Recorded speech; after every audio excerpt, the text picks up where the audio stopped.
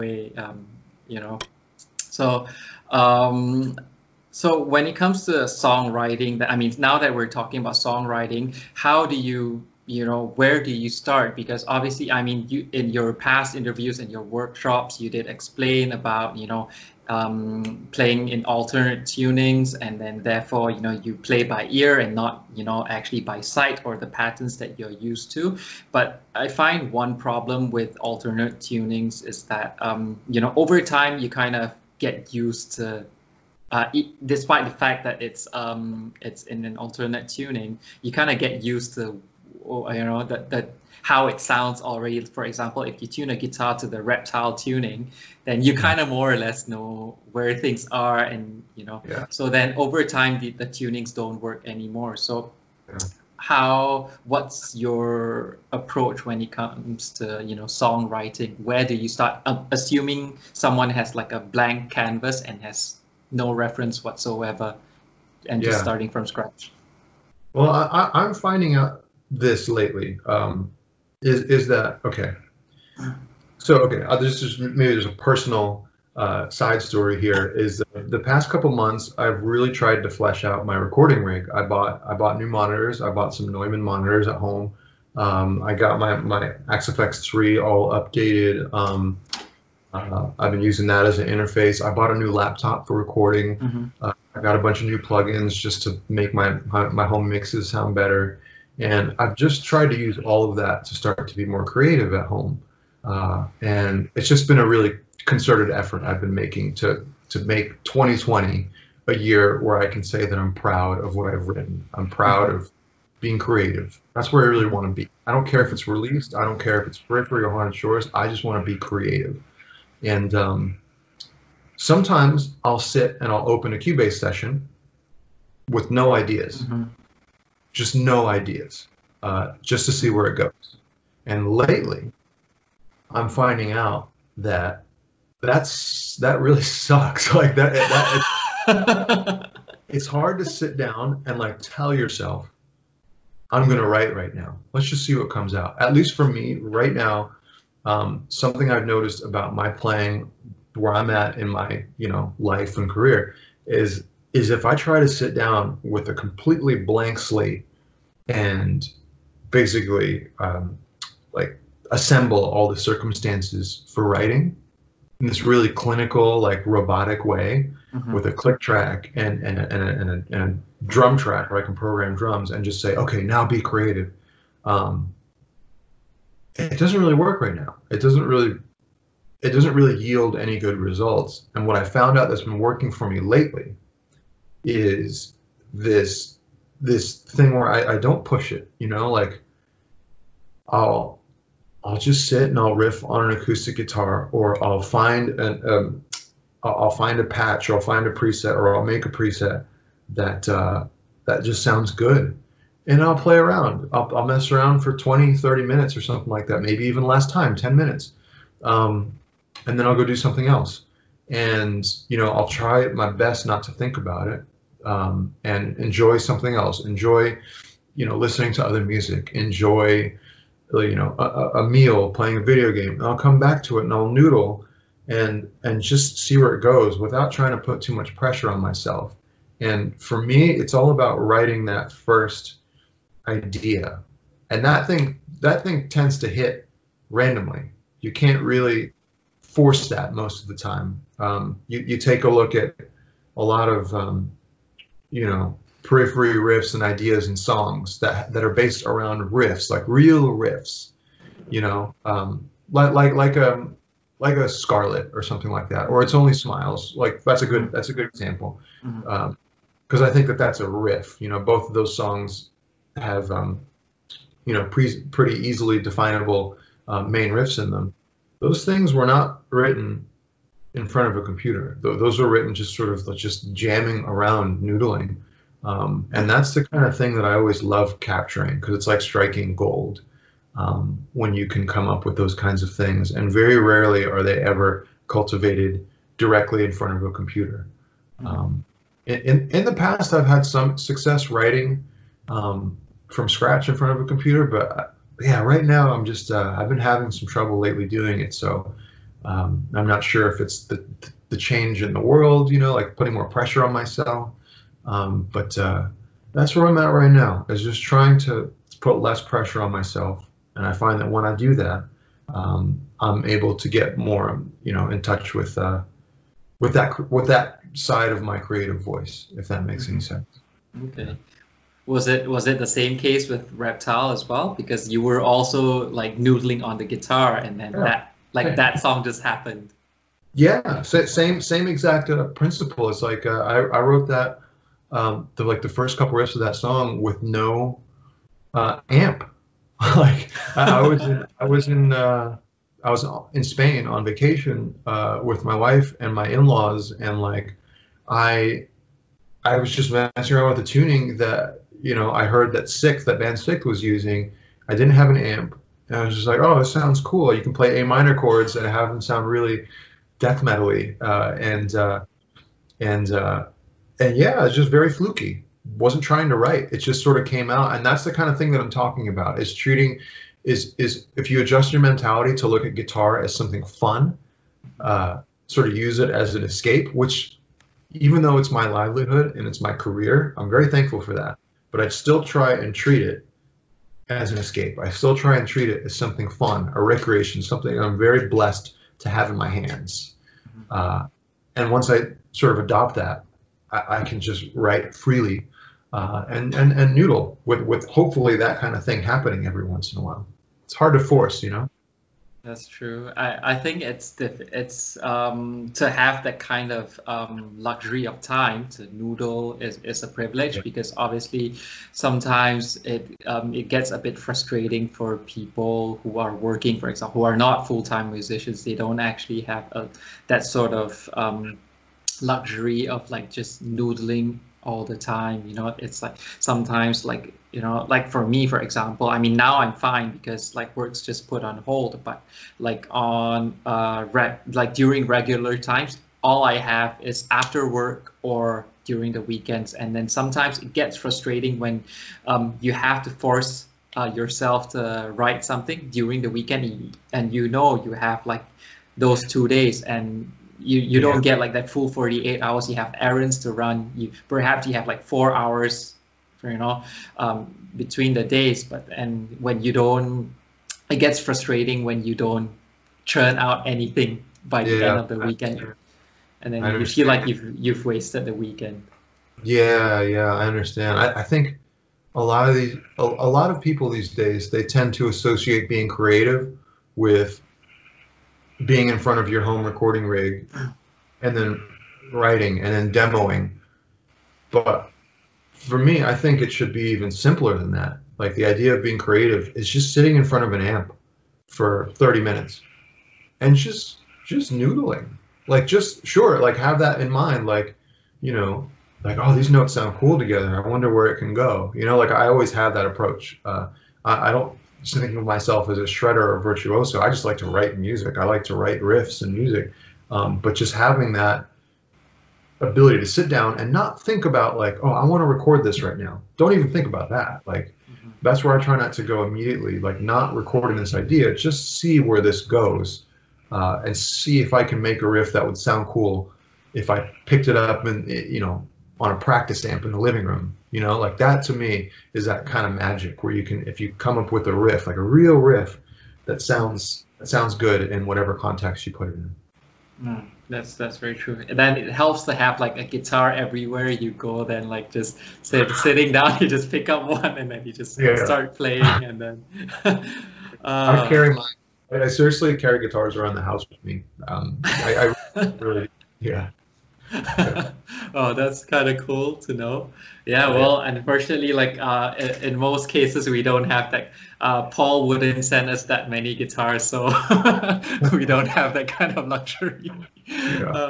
So yeah, I mean, I guess we would have to literally carry our guitar around if we were to like noodle. That's what I do. Yeah, that's exactly what I do. Yeah. Oh well, yeah. In fact, I do the same as well. I because there's like back here in Malaysia, we in this house we have like 3 floors. I literally carry the guitar upstairs, downstairs, and like with an amp, without an amp. It's like whenever I feel like it, So it does help. So it makes a lot of sense when you say when I think the most beautiful lines are churned out when you're not under pressure and when you don't try to force things. So it does, make a lot of sense. So when it comes to writing and practicing, obviously every guitarist wants to improve. They always want to play better. It's not necessarily faster, but maybe better in different ways. So how then do you balance your time between writing and actually practicing? I mean, like for an outsider, I mean, I look at you and I think, what does Mark have to improve on? I mean, he does everything already, No, there's a lot that I can't do. In my mind, like I have so many deficiencies as a player, and that's all that I see. And I think that's part of my problem as a musician. Something that I think can be healthy to a degree, but I do doubt my abilities a lot, and that's always been part of who I am as a guitar player.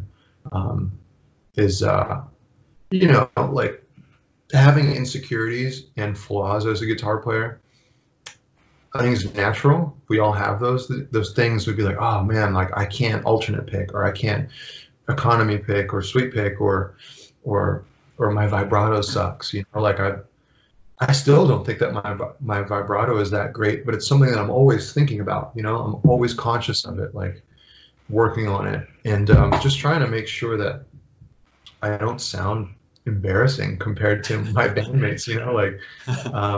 There are things though, and this is something that I'm guilty of, is I work a lot on writing music and being creative. Mm-hmm. I need to leave more time in my schedule to work on technical things. Mm-hmm. For what it's worth, I'm just trying to be as objective as possible. I think I'm a pretty clean player, precise, and I'm good in the studio. I'm good tracking.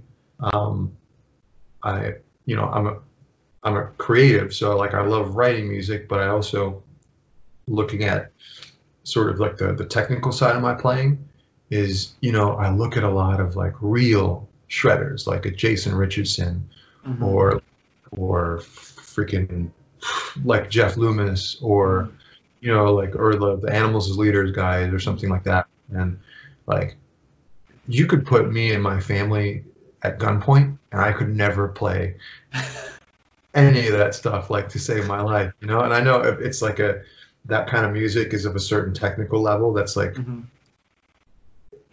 inhuman almost, But that to me, I always look at that, and when I listen to that music, one, I'm always just blown away, and two, I always feel very insecure, and I think that's my problem as a guitar player. Is I listen to that and I'm like, oh my gosh, and then sometimes it makes me not want to try anymore. I don't know if that's healthy. I know the logical side of me says that I should be inspired by that and make me want to be better, but man, a lot of the times. And this is the problem with social media too, man.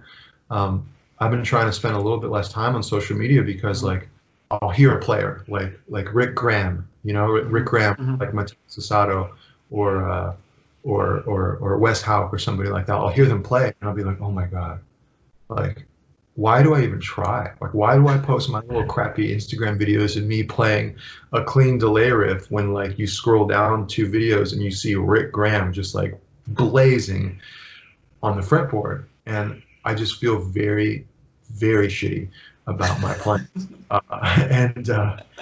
I know logically that this doesn't make sense, and it's counterproductive to think that way. Mm-hmm. But that's me at my worst. Me at my best realizes that I have something I think different to offer. That's not trying to be that. So I think where I really am is somewhere in the middle of those 2 things. Yeah. Okay, so you have up and down days. Sometimes you feel motivated, sometimes you feel demotivated by the videos that you see online. Oh yeah. Oh, but yeah, I feel are you that way too? Do you think that you're that way? I'm curious. Yeah, it is. I mean, like, so yeah, obviously, Tosin, for me, I personally, if this makes you feel any better, I'm actually telling the truth. I actually see you on the same level as people like Tosin, Jason Richardson, and in different ways, obviously, I mean, they are more like super shredders, and then, well, I mean, Jason shreds a lot, very cleanly, sweeps insanely clean. Tosin does his thumb thing that is crazy, and then you work with this very unique voicings, and to me, Mark Holcomb is a guy who is extremely talented when it comes to composition. So may not, I mean, may not be the most technical.